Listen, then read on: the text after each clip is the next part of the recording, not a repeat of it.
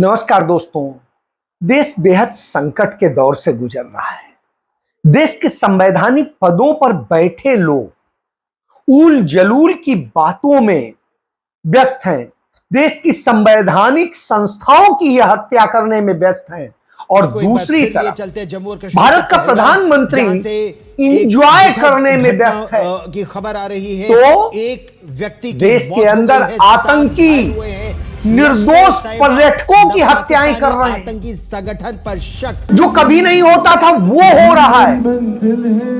और भारत के इतिहास में, जम्मू कश्मीर के इतिहास में सबसे बड़ा आतंकी हमला हुआ है।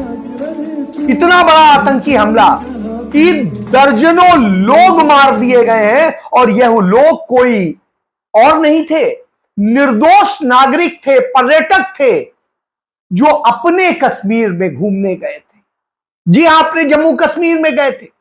वही जम्मू कश्मीर जिसको यह कह के दो टुकड़े कर दिया गया कि हम तो इसे एक बड़ा अच्छा बनाने जा रहे हैं, सुरक्षित बनाने जा रहे हैं, जिसको यह कह के बर्बादी में ढकेल दिया गया कि हम तो अनुच्छेद 370 खत्म करके इसको सुरक्षित कर रहे हैं। और उसको जिस तरह से आग में जला दिया गया है वो सामने देखने को मिल रहा है। हम हैं, हम आ रहे हैं। आप टेंशन मत लो मैडम, हम आ रहे हैं। मैंने खुदाया, कहाँ पे आपका बेटा, कहाँ पे है? कोई बात नहीं, हम इनके साथ हैं। ये प्रेसिडेंट है ना, वही साहब, ये यूनियन का प्रेसिडेंट है, ये साथ में। आपको कोई टेंशन नहीं मैडम, आप कोई टेंशन मत ले, हम साथ में। अरे मैडम, ये प्रेसिडेंट साथ आया है, आपको किसी चीज का डरने का नहीं, हम साथ में। आपको किसी को क्या हुआ है? आपने क्या देखा है यहाँ पे? बोले ना मुझे। क्या बोलते, भेलपुरी खाने से मेरा पति साइड में था, एक इंसान है, उसने उसको गोली मार दी यहाँ पे। उसने बोला कि शायद मुस्लिम नहीं है, उसने उसको गोली मार दी। नहीं, आप टेंशन मत लो। अब बेटा आप यहाँ पे रहो, हम साथ में। मैडम, ये जो भहीद साहब है प्रेसिडेंट, आप टेंशन मत लो। मेरे पति का बच्चा लो, हम बचा देगा, कोई बात नहीं। भाई तो करेंगे फोन। दब सिमन युवा डिजाइन क्या है? ठीक है, हम बचा देंगे ना, आप टेंशन मत लो। मैं आ रहा हूँ। मैं कहाँ पे आपका ये हस्बैंड? क्या हुआ इसको, क्या हुआ? Please ask for help. We don't need Okay, don't worry. You okay? You need a water, sir? Sir, we'll manage. Just ask for help. Please, Okay, you first you give the hands water, Yes. drop of water. Take a drop of water, sir, please. आपको भी याद होगा कि 14 फरवरी 2019 को किस तरीके से उसी जम्मू कश्मीर में हमारे 40 जवानों को, सीआरपीएफ के जवानों को कत्ल कर दिया गया था, बम से उड़ा दिया गया था। और इतनी भारी संख्या में, मात्रा में आरडीएक्स कहां से आया आज तक सरकार नहीं बता सकती है, जो हर चीज का पल पल में जासूसी कराती रहती है। तमाम तरह के सोर्सेस तमाम बातें कहते हैं। जो वहां के पूर्व राज्यपाल ने कहा था, उनके सतपाल मलिक के मुताबिक, तो उनकी बातों से तो यही लगता है कि यह सत्ता पोषित खेल था। मैं मेरे फर्स्ट टाइम वोटर से कहना चाहता हूं कि आपका पहला वोट पुलवामा में जो वीर शहीद हुए, उन वीर शहीदों के नाम आपका वोट समर्पित हो सकता है क्या?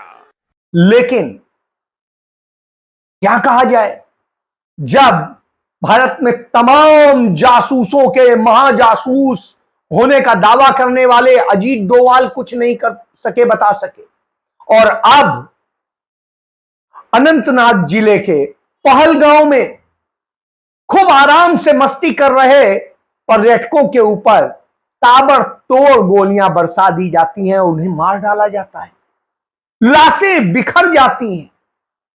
और यह उस जगह होता है जहां चारों तरफ सेना, पुलिस और सब कुछ है, भारी सुरक्षा का इंतजाम है। वहां के रास्ते में जाने में तमाम जगह सुरक्षा के इंतजाम। तीसरी महत्वपूर्ण बात जो जानकारी हमारे पास मिल रही है, सुरक्षा एजेंसियों का मानना है, खासतौर से होम मिनिस्ट्री की तरफ से और उच्च अधिकारी की तरफ से और इंटेलिजेंस एजेंसीज की तरफ से, कि सुरक्षा में चूक हुई है। ये मजाक नहीं है। 2000 टूरिस्ट किसी एक पिकनिक स्पॉट पे हैं, वहां पर ना ही पुलिस बल की कोई तैनाती, ना ही सुरक्षा बलों की कोई तैनाती। हम देखते हैं जब अमरनाथ यात्रा होती है 10 मीटर, आपने भी देखा होगा, 10 एक बड़ी मीटर खबर के हम बता बाद देते हैं अशरफ। इस तरह की घटनाएं होती हैं क्योंकि वहां के नागरिक तो यह कर नहीं सकते, क्योंकि उनके रोजी रोजगार इन पर्यटकों से चलते हैं। तो इसका मतलब है कहीं बाहर से आए लोग यह कर रहे हैं, और यह उस वक्त हो रहा है जब भारत का प्रधानमंत्री सऊदी अरब में एंजॉय कर रहा है, एंजॉय, और हमला किया है अमेरिका का वाइस प्रेसिडेंट भारत में एंजॉय कर रहा है। हम एक जरूरी ऐलान समाप्त फरमाइए। अभी अभी हम सबको एक खबर मौसूल हुई है कि पहलगाम कश्मीर में टूरिस्ट पे दहशतगर्दों ने अटैक किया है, जो कि काबिल मजम्मत है। दुनिया के कोने कोने से कश्मीर में लोग सैर तफरी के लिए तशरीफ लाते हैं और उन पे इस किस्म का व्यवहार करना या इस किस्म का अटैक करना बुज़दिलाना है, और हम पूरी अवाम भलेसा इसकी मजम्मत करते हैं। और ऐसे वक्त में यह घटना हो रही है। दुर्भाग्यपूर्ण है कि भारत के इतिहास में ऐसी घटनाएं भी होना लिखा था, और नरेंद्र मोदी शासनकाल के दौरान देश में सबसे ज्यादा आतंकी घटनाएं हुई हैं, ऐतिहासिक तौर पर हुई, और यह देश के लिए शर्मनाक भी है, दर्दनाक भी है। और यह तब स्थिति है जब लद्दाख तोड़ करके अलग किया जा चुका है, जम्मू कश्मीर अलग किया जा चुका है, दोनों को केंद्र शासित राज्य बनाया जा चुका है, और वहां के मुख्यमंत्री के अधीन न पुलिस है, न सेना है, न कानून व्यवस्था है, कुछ नहीं है। वो सिर्फ ट्रीटमेंट दे सकता है, पर्यटकों को सेवाएं दे सकता है, और कुछ नहीं कर सकता। ऐसी स्थिति में है तो यह सब खेल हो रहा है। तब देश का उपराष्ट्रपति उसी वक्त में जब यह घटना हो रही है, तब वो जगदीप धनखड़ जाकर के दिल्ली विश्वविद्यालय में बताता है कि सबसे ज्यादा सुप्रीम भारत की संसद है और कोई नहीं है। जब वो यह बताता है तो भूल जाता है कि भारत की चाहे संसद हो या राष्ट्रपति हो या कोई और, कोई भी सुप्रीम नहीं है। भारत में सुप्रीम है भारत का संविधान, वह संविधान जो भारत की संविधान सभा ने बनाया था, और उसको बना करके राष्ट्रपति भी उसी की संरक्षा की शपथ लेता है, प्रधानमंत्री भी उसी की शपथ लेता है, और हर संसद का सदस्य उसकी शपथ लेता है। और यही नहीं, भारत के सुप्रीम कोर्ट के तमाम जस्टिसेज और चीफ जस्टिस भी इसकी शपथ लेते हैं। राष्ट्रपति सभी को शपथ दिलाता है, मगर राष्ट्रपति को शपथ चीफ जस्टिस ऑफ इंडिया दिलाता है। यानी इससे समझा जा सकता है कि भारत के संविधान में और भारत की व्यवस्था में हर किसी के लिए चेक एंड बैलेंस है, और ऐसी स्थिति में कोई सुप्रीम नहीं है। सुप्रीम है देश का संविधान, और चूंकि उसी संविधान ने संविधान की व्याख्या करने का अधिकार किसी और को नहीं दिया है, वह अधिकार सिर्फ और सिर्फ सुप्रीम कोर्ट को है। परमादेश जारी करने का अधिकार सिर्फ सुप्रीम कोर्ट को है। तो ऐसी स्थिति में कौन सुप्रीम है समझा जा सकता है। सुप्रीम शब्द भी सिर्फ सुप्रीम कोर्ट पे ही लगा है। तो यानी जो चीज हमारे संविधान निर्माताओं ने लिखी है उसमें स्पष्ट कर रखा है कि इसको कौन सुप्रीम है कौन नहीं है, और कौन कैसे एक दूसरे के साथ में उसके सम्मान करेगा, उसकी रक्षा करे। तो चेक एंड बैलेंस जब वो यह बोल रहे होते हैं तभी हमें याद आता है कि हमारे देश का प्रधानमंत्री लगातार मुसलमानों को लेकर के नफरत पनपा रहा है। शायद यह घटना उसी का नतीजा है। इसके कारण जो वक्फ बोर्ड संशोधित करने का अधिनियम लाया गया, उसके कारण देश के तमाम हिस्सों में आतंकी घटनाएं हुई। आप देखिए, सांप्रदायिक तनाव तमाम जगह हुए, चाहे बंगाल के मुर्शिदाबाद में हो, चाहे बिहार में कुछ घटनाएं छिटपुट हुई हैं, चाहे आप उत्तर प्रदेश में देख लें, चाहे मध्य प्रदेश में देख लें, या चाहे आप महाराष्ट्र में देख लें, या तमाम और राज्यों में देख लें। तो ऐसी स्थिति में आप समझ सकते हैं ये सब की स्थितियां पैदा की हैं नरेंद्र मोदी ने।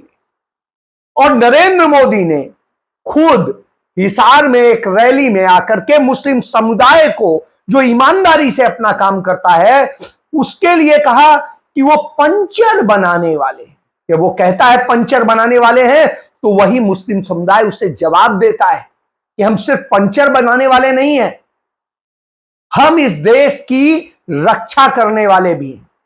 आप बुलडोजर चलाते हो तो हम घर बनाने वाले हैं। और इसका भी उदाहरण देखने को मिला कि जब वहां पर पहलगांव में गोलीबारी हो रही थी तो लोगों को बचाने के लिए वहीं के नागरिक आए, और जो नागरिक आए बचाने के लिए वो मुसलमान है। यानी आप समझ लीजिए ये क्या हो रहा है। एक तरफ कुछ आकर के पूछता है आप मुसलमान हैं और फिर गोली मार देता है। यानी कहीं ना कहीं ये साजिशें कुछ सोच के की जा रही, कराई जा रही है। क्या है ये आने वाला वक्त बताएगा, लेकिन यह जरूर बता रहा है कि इस देश को जलाने, टुकड़े टुकड़े करने और सब कुछ करने का पूरा बीड़ा उठा रखा है नरेंद्र मोदी। इसी का यह परिणाम है, और इसीलिए उन्होंने पंचर वाला कहा। और जब पंचर वाला कहा तो इस देश के युवाओं ने जवाब दिया। सिविल सर्विसेज का यूपीएससी का रिजल्ट आया तो उसमें 26 मुस्लिम युवा सेलेक्ट हुए, मेरिट में आए। और किस आधार पे आए? उनको कोई रिजर्वेशन नहीं मिलता, वो अपने बूते आए। और इसके अलावा उनमें 2 ऐसे हैं जो टॉप 100 में है। इसके बाद यदि आप आइएगा तो आप देखेंगे कि अभी आईआईटी जेईई का रिजल्ट आया था, उसमें बिहार का टॉपर हो या मध्य प्रदेश का टॉपर हो, दोनों मुस्लिम हैं। तो यह संदेश है कि मुसलमान सिर्फ यही नहीं करता है, मुसलमान मोहब्बत भी करता है, मुसलमान पढ़ता भी है और मुसलमान काबिल भी है। तो आप उसे लांछित मत कीजिए। आप अपनी गलतियों को सुधारिए कि आपने क्या ऐसा किया है कि कभी मणिपुर जल जाता है, कभी जम्मू कश्मीर जल जाता है। गृह युद्ध की बात आप ही के सांसद करते हैं, और जब वो गृह युद्ध की बात करते हैं तो यह गृह युद्ध के उदाहरण देखने को मिल रहे हैं। यह गृह युद्ध असल में आपने कराए। जिस तरह से आपने आग जलाने का काम किया उसका नतीजा है। मणिपुर में भी आपने यही किया था, यहां भी आप ऐसे ही कर रहे हैं, और इसके अलावा तमाम जगह ही कर रहे हैं। जब यह करते हैं निश्चित रूप से तकलीफ दे होता। राहुल गांधी ने बार बार कहा है कि नरेंद्र मोदी ने, आरएसएस ने, बीजेपी ने इस देश में जगह जगह केरोसिन छिड़क दिया है, बस एक माचिस की तीली दिखाने की जरूरत है। बिल्कुल सही कहा था। आप बेईमानी से चुनाव जीतते हैं और उसके बाद इस तरह की हरकतें करके लोगों को भड़काने का काम करते हैं, जिससे आप अपने लिए माहौल बनाएं। असल में आतंकवादी सबसे ज्यादा प्रश्रय आपके ही राज में पाए, और यही वजह है कि ये घटनाएं हुई। जिस तरह सबसे ज्यादा जवान आपके शासनकाल में मारे गए, उसी तरह की यह स्थिति। कभी चाइना हमारे जवानों को मार जाता है, कभी पाकिस्तान मार जाता है, कभी कहीं होता है, कभी कहीं होता है। जब से आप कुर्सी में बैठे हैं यही हो रहा है। कहीं रेल दुर्घटना, कभी कहीं कोई दुर्घटना, कहीं कुछ, कहीं कोई हादसा, कहीं सांप्रदायिक दंगे, कहीं कुछ। तो आपने आग लगाई है, और इसके बाद आपके लोग उन संवैधानिक संस्थाओं की जो रक्षा करती हैं उन पर आप ये हमले करते हैं। आप विपक्ष के नेता जो सच बोलते हैं, राहुल गांधी जैसा व्यक्ति जो ईमानदारी और त्याग की मूर्ति है, जिसका पूरा परिवार इसके लिए, उनके खिलाफ ईडी, सीबीआई, इनकम टैक्स और न जाने क्या क्या आप इस्तेमाल करते हैं, और इसी तरीके से तमाम दूसरे लोगों पे, तो निश्चित रूप से इससे पता चलता है कि आपकी कायरता इस देश की समस्या बन गई है। आपकी साजिशें इस देश को मौत के मुंह में ढकेल रही, निश्चित रूप से दुखद है। मैं मृत आत्माओं की शांति के लिए प्रार्थना करता हूं और सिविल सर्विसेज की परीक्षा में सफल होने वाले सभी अभ्यर्थियों के लिए उनको बधाई देता हूं।